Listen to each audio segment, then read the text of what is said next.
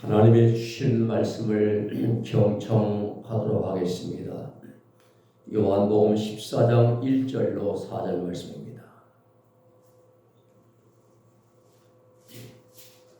제가 앞으로 읽어드리겠습니다. 너희는 마음에 근심하지 말라. 하나님을 믿으니 또 나를 믿으라. 내 아버지 집에 거할 곳이 많도다. 그렇지 않으면 너에게 일렀으리라. 내가 너희를 위하여 처소를 예비하러 가노니 가서 너희를 위하여 처소를 예비하면 내가 다시 와서 너희를 내게로 영접하여 나 있는 곳에 너희도 있게 하리라. 내가 가는 곳에 그 길을 너희가 알리라. 아멘.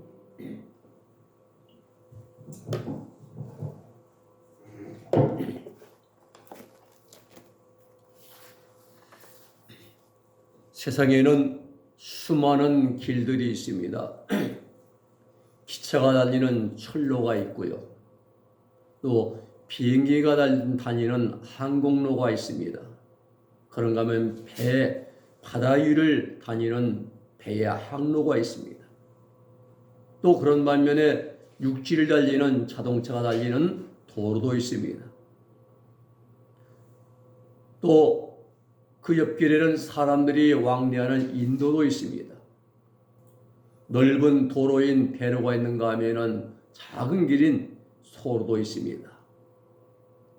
깊은 산속 골짜기에도 산길이 있습니다. 이렇듯 우리 주변에는 많은 길들이 있습니다. 어제 눈이 왔죠. 이제 한 1cm 왔는데 겨울에 눈이 많이 왔을 때 눈길을 걸어가면 그대로 내가 걸어간 발자국이 거기에 나타납니다.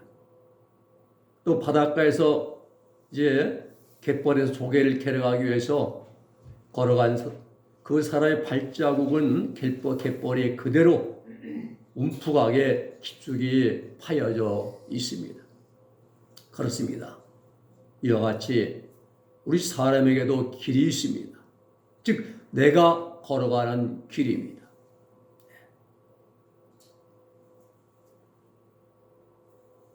인생의 발자국을 남기는 내 인생, 내 삶의 길이 있다는 사실입니다. 사람들마다 다 다릅니다. 어떤 사람들은 인류에게 유익을 끼치고 또 많은 사람들에게 도움을 주는 길을 걸어가는가 하면은 또 다른 어떤 사람들은 못된 짓만 골라 하다가 국가에 엄청난 채무를 남기고 국민들의 과도한 세금을 부과하게 만들어 놓고 자신은 편안하게 노후를 즐기는 그런 사람도 있습니다. 이러한 사람은 악한 자의 길을 걸어간 사람들입니다. 이렇듯이 우리 인생에는 내 삶의 흔적, 내 자기 자신이 걸어간 인생의 발자취의 길이 있다는 사실입니다. 우리가 잘 아는 이순신 장군은 조선시대 선조임금 25년 이제 1592년부터 1598년까지 7년 동안 일본의 침략에 맞서 싸웠던 그러한 이제 분이시죠. 옥토 대첩, 또 대첩, 한산대첩, 명랑해전, 노라해전 등에서 대승을 거두어서 조선을 위기에서 구해내신 분입니다. 이분은 용맹함과 지혜로움과 덕과 모든 걸 토로 갖춘 그러한 최고의 명장입니다. 충무공 이순신 장군의 발자취는 450년이 지난 지금에도 수많은 사람들에게 감동을 주고 귀감을 주고 있습니다. 반면에 독일 히틀러나 일본의 천황이나 이탈리아의 무솔리니 이런 데 인류를 제1차 대전을 일으켜가지고 많은 자들을 죽이고 이러한 전범들로서 악명과 오명을 그들은 발자국에 남겼습니다. 현대에는 대표적으로 북한의 김정은이, 중국의 시진핑이, 러시아의 푸틴 같은 자들은 인생의 발자국을 잘못 그릇된 방향으로 걸어가는 자들인 것입니다. 그렇습니다. 우리가 내 삶의 발자국을 어떤 방향으로 걸어가든 각 사람의 자유입니다. 그러나 그 인생의 발자국은 반드시 역사에 기록이 된다는 사실입니다. 그리고 더 나아가서 내 삶의 흔적, 발자국 하나하나 모든 것들이 하나님의 심판대 앞에서 공의 심판을 받게 된다는 사실입니다. 이 사실이 매우 중요합니다. 우리가 어떤 길을 걸어가든지 그 길은 그것은 각 사람의 자유입니다. 그래서 중요한 것은 그 모든 내 인생의 삶을 정산할 때가 있다는 정산. 우리가 이제 1년 정산 들어오죠? 네. 각자의 인생의 삶을 정산할 때가 있다 이 말입니다. 어떻게 살았느냐, 어떤 마음을 가지고 살았느냐, 이 길의 과정을 어떻게 행했느냐, 동기를 어떠느냐, 아니면 목적이 어땠느냐. 하나님은 전부 다 보십니다. 세상이 아마 밀어붙여서 일단 해놓으면 자기들이 승리했다지만 하나님은 그러셨습니다. 어떤 마음으로, 어떤 생각으로, 어떤 과정을 쪄서 어떻게 생기제 그 어떤 계획을 세우고 어떻게 하는 그 모든 걸 내면까지 다 보시고 하나님은 심판하시기 때문에 그때가 가장 무섭고 중요한 시간입니다. 그곳에서 인생이 살아온 모든 것이 판가름이 나기 때문입니다. 천국과 지옥으로 하나님의 공의로운 심판대 앞에서 결론이 납니다. 돌이킬 수가 없습니다. 번복이 없습니다. 항소항고할 수 없습니다. 스승의 법정은 삼심제지만은 하나님의 법정, 하나님의 심판 때는 단 한 번의 단심제입니다. 하나님의 심판은 단 한 번 영원한 심판이기 때문에 번복이 없습니다. 오늘 여러분, 오늘 본문에 어느 한 분이 걸어가신 그러한 발자국의 길이 기록되어 있습니다. 누굽니까? 우리 예수님이십니다. 오늘 아침에 제목에서 주님의 길, 이런 제목으로 말씀을 정했습니다. 첫째는 우리 주님 가시는 길은 처소를 예비하러 가시는 길입니다. 사람들은 누구나 이 땅에서 다 자기들만의 처소가 있습니다. 이 처소의 뜻은요, 사람이 살거나 임시로 머무를 수 있는 곳, 이게 처소예요. 200평에 살든지 30평에 살든지 아니면 10평짜리 살든지 간에 모두가 내가 쉬고 잠을 자고 머무를 수 있는 장소, 이곳이 처소입니다. 노수 살 때도 그들만이 쉴 수 있는 처소가 있습니다. 그런데 이 땅에 이러한 처소는 영원한 처소가 될 수가 없습니다. 우리가 만약이요, 우리가 살고 있는 집이 영원한 처소로 간다면 집 안 팔아요. 영원히 살아야 되는 곳에서. 근데 집을 사고 팔고 합니다. 되팝니다. 왜 그렇습니까? 이 땅의 처소는 영원한 처소가 아니기 때문에 그렇습니다. 잠시 피곤한 육신을 누이고 쉴 수 있는 쉼의 공간일 뿐이지 영원한 처소는 아닙니다. 그러기에 오늘 예수님께서 아침에 저들에게 말씀하십니다. 내 아버지 집에.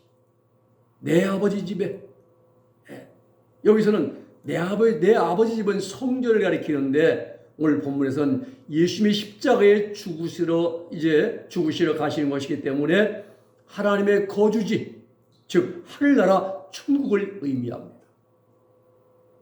내 아버지 집에 문화의 거할 곳. 이 문화에는요, 머무름, 거주지, 거처 등을 의미하는데 오늘 본문에서는 거처들입니다. 납비 문헌과 외경에서는 영원한 거처라고 이렇게 이제 기록하고요. 대부분 영어 성경에서는 거주지, 거처로 그렇게 해석을 합니다. 또 라틴어 성경에서는 만시오네스라는 말을 영어로 번역해가지고 맨션들 이렇게 해석을 하기도 합니다. 어떤 자들이 책을 보면은 천국에 맨션들이 지어지겠다고. 이게 이제 라틴어 성경에서 만시오네스를 영어로 번역해서 이제 맨션들 이렇게 이제 해석한 거예요. 그렇습니다. 중요한 것은 맨션이든지 아니면 영원한 거처든지 간에 확실한 것은 이 땅의 거처가 아니라 영원한 하나님 나라에서의 거처란 사실입니다. 사도 요한이 기록한 대로 거룩한 성 새 예루살렘 성이 지금 이 시간에도 우리 주님의 손에 의해서 준비가 되고 있습니다. 이것은 팩트인 것입니다. 하나님의 영원한 보좌 장막이 있고 삼위일체 하나님께서 좌정계에 계셔서 모든 성도들의 눈에서 눈물을 닦아주시고 기쁨과 평강과 감사와 찬송과 영광이 넘치는 곳, 우리가 들어가서 영원히 살 곳, 천국의 도성이 지금 이 순간에도 준비가 되고 있다는 사실입니다. 이 얼마나 감사한 일입니까? 이 얼마나 우리에게 감격스러운 일입니까? 이 일을 이루어 주시기 위해서 우리 예수님께서 이 계절에 이 땅에 이 세상에 오신 줄로 믿으시기를 주님의 이름으로 축원합니다. 그렇습니다. 이제 우리 주님은 이 세상에 오셔서 가장 큰 발자국을 남기셨습니다. 어떤 발자국입니까? 권세, 명예, 정치 아닙니다. 인류 구원의 발자국입니다. 이 일을 이루어 주시려고 이 계절에 세상으로 내려오시는 겁니다. 두 번째, 주님의 길은 다시 오시는 길이십니다. 가서 처소가 다 예비되면은 내가 다시 와서 너희를 나 있는 곳으로 영접하여 드리겠다고 말씀하십니다. 그러면서 이 일로 인하여 마음에 근심하지 말라, 네폰테스 근심하지 말라, 디아크리노 염려하지 말라, 하나님을 믿으니 또 나를 믿으라 라고 말씀하십니다. 근심은요, 어떤 일을 염려해서 마음이 흔들리는 상태예요. 우리 몸에 질병이 있으면 그 염려돼가지고 마음이 내가 어떤 게 흔들리는 거예요. 하나님을 믿고 또 나를 믿으라는 주님의 말씀은 분명히 이 일은 반드시 이 일은 이루어진다. 나는 확신에 찬 그러한 신뢰의 말씀입니다. 그렇습니다. 우리 구원받은 성도들의 믿음은 눈에 잘 안 보입니다. 눈에 보이는 믿는 믿음이 아니에요. 손에 잡히거나 또 눈앞에 나타난 어떤 형체를 믿는 것이 아니라 우리 구원받은 성도들의 믿음은 눈에 보이지 않습니다. 손에 잡히지 않습니다. 형체도 없습니다. 모양도 없습니다. 냄새도 없습니다. 그런데 우리의 믿음에는 역사하는 힘이 큰 것입니다.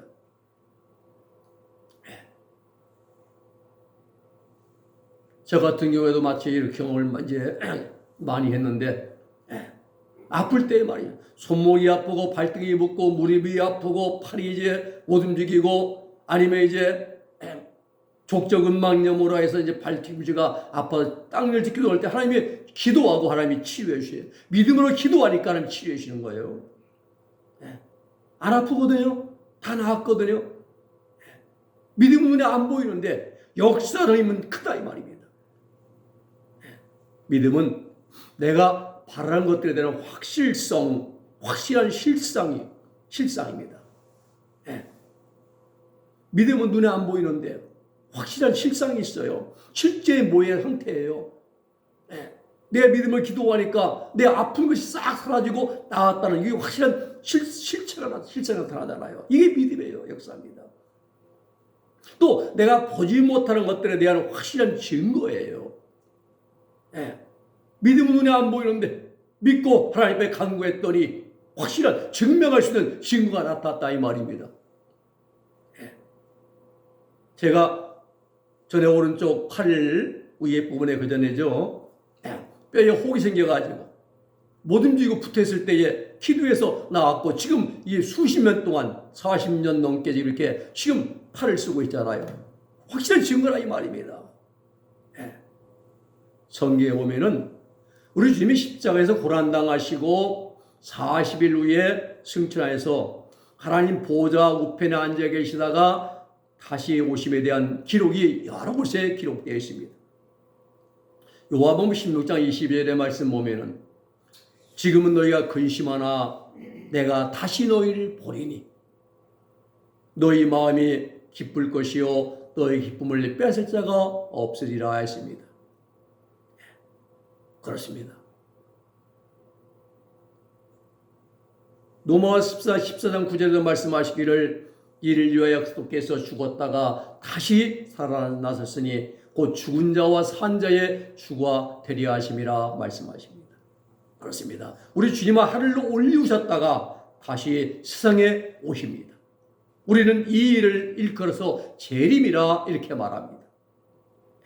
이 일에 두 천사가 증언했습니다. 사도행 1장 10절 11절에 보면은 올라가실 때 제 아들이 자세히 하늘 쳐다보고 있어요. 안 보입니다. 구름 속에 가리워서 이제.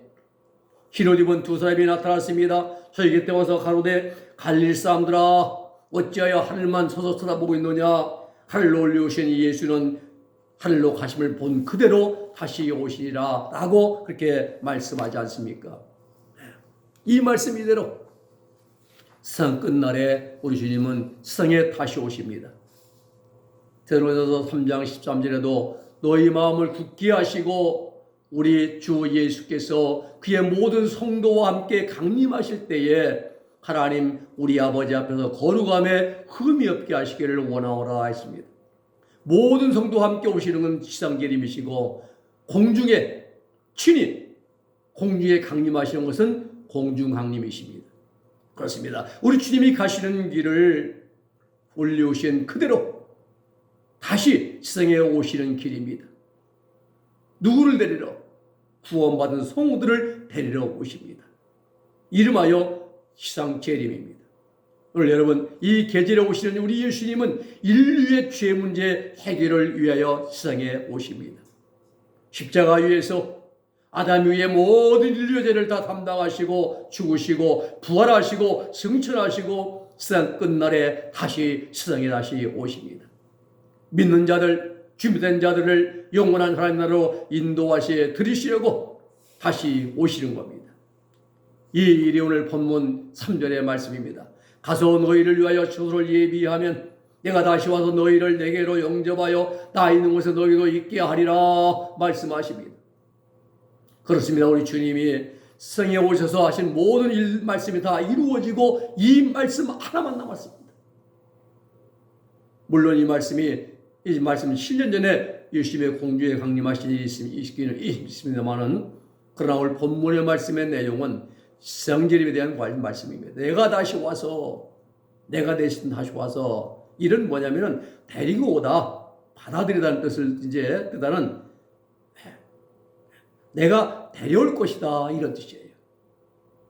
그때 주님이 내가 다시 와서 내가 데려올 것이다. 이때에 우리에게 모든 성도들은 반드시 어떤 일이 있어도 주님께 붙은 자가 되어야 되는 것입니다. 양과 염소에 구분할 때에 양의 자리에 우리는 가 있어야 됩니다. 이 일은 그냥 믿습니다라고 해서 되는 일이 아닙니다. 준비가 있어야 됩니다. 성도의 믿음과 신앙은 준비에 있는 것입니다. 오늘 내가 준비를 소홀히 하면 그때 가서 아무리 울며 불며도 이미 때는 늦으리 소용이 없는 것입니다. 그리고 세 번째는 주님의 가시는 길은 죄사함과 생명을 주시는 길이십니다. 내가 가는 곳에 이 힙하고 이제 호프 에고 힙하고는요 떠나가다 이런 뜻이 떠나가다. 예수님께서 인류의 구원을 이루시기 위해서 십자가의 죽으심과 영광의 부활과 승천을 위해서 제자들의 곁을 떠나가셔야 한다 이 말입니다. 주님이 가시는 그 길은 인류 구원을 이루시기 위한 길이십니다. 십자가의 고난 그리고 죽으심 부활의 길입니다. 세상 모든 사람들에게 구원을 주시고 생명을 주시고 영생을 주시기 위한 길이신 것입니다. 얼마나 귀한 길입니까? 요한복음 11장 15절 6절의 말씀 보면은 나는 부활이요 생명이니 날 믿는 자는 죽어도 살겠고 무릇 살아서 날 믿는 자는 영원히 죽지 아니하리니 이것을 내가 믿느냐라고 말씀하십니다. 그렇습니다. 주님의 가시는 길은 세상 모든 사람들에게 죄사함과 구원과 부활과 영원한 생명을 주시기 위한 길이십니다. 이 일을 계획하신 분이 하나님이십니다. 그리고 이 일을 실행하신 분이 예수님이십니다. 그리고 이 예수님 때문에 구원받은 사람들은 저와 여러분들입니다. 넓게는 아담 위의 모든 인류들이고 좁게는 오늘 이 성전에 모인 저와 여러분들입니다. 이 일을 위해서 우리 예수님의 대강절 대림절에 이 계절에 세상에 오시는 것은 사실이에요. 그냥 놀러 오신 건 아닙니다. 바로 인류 구원을 이루시기 위해서 이 계절에 오신다는 사실입니다. 그리고 공생의 일을 다 마치시고 이제 주님이 가신 길은 또 인류를 구원하시기 위해서 생명 주시기 위해서 가시는 길이고요. 말씀을 정리합니다. 근본 주관은 대강절 두 번째 주관입니다. 우리 주님의 길은 초소를 예비하러 가시는 길입니다. 그리고 다시 오시는, 우리를 데리러 다시 오시는 길입니다. 모든 인류에게 죄사함과 생명을 주시는 길입니다. 우리는 이 주님 가신 길에 동참하고 주님을 데려올 때로도 주님께 붙은 자가 되어서 영원한 나라에 들어갈 수 있는 우리 은혜의 모든 성도들 다 될 수 있기를 우리 예수님의 이름으로 축원해 드립니다. 기도하겠습니다. 거룩하신 아버지 하나님 감사합니다. 주님 가시는 길을 우리가 오늘 또 아침에 살피면서 모여보면 우리 초소를 예배하러 가시는 길이고 모든 인류에게 죄사함을 주시는 길이고 다시 오시는 길임을 우리에게 알게 하심을 감사를 드립니다. 우리가 하나님의 주님 다시 올 때 우리도 예수께 붙은 자가 되어서 영원한 하나님 나라에 들어갈 수 있는 그런 아버지 구원받는 자들이 다 될 수 있도록 하나님 복과 은총을 내려 주시옵소서. 예수님의 이름으로 기도 올리옵나이다. 아멘. 우리 찬송가 229장 부르시면서